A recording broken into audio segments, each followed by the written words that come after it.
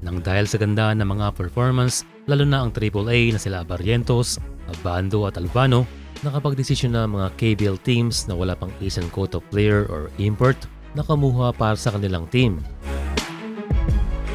At buti na lang ay mahaba-haba ang deadline at ito ay sa January 2023.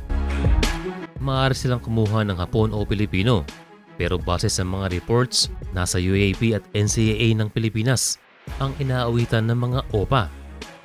So posible tayong makakita ng up to 3 Filipino players na maglalaro sa Liga ng Korea sa pagsisimula ng taon.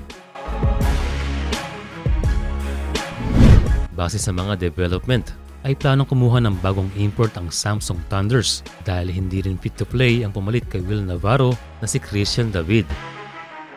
At nang dahil tapos na ang mga season ng UAAP at NCAA sa Pilipinas, ay isa-isa na mag-aanunsyo ang mga KBL teams sa kanilang mga napiling Pilipino.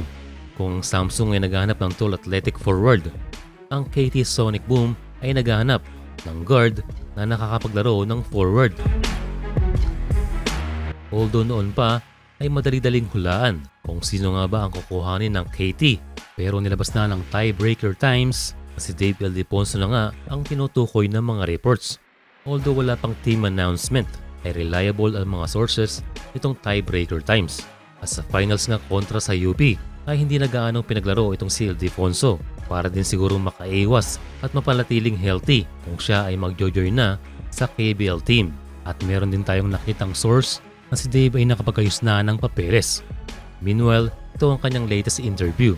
Apply for the PBA draft next year? I won't be in the draft. I won't be in the draft this year. I've signed with the team already. Kung sakaling matuloy si Dave sa KT Sonic Boom, ay makakasama niya si Papi Lester Prosper. May mga nagsasabi na hindi raw bagay si Dave Ildefonso sa estilo ng KBL. Well, I think perfect sa kanya ang Liga ng Korea dahil nakafocus ito sa development ng mga player. And hindi katulad sa B-League na palabasan ng talento, ang KBL ay more of a system kaya matututo ng disiplina ang sino mang player.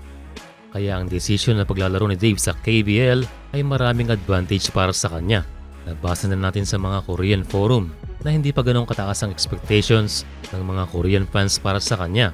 Well, maganda na rin yun dahil less pressure at maipapakita niya ang kanyang potensyal at tulad ng pagsisimula nila rin sa Bando.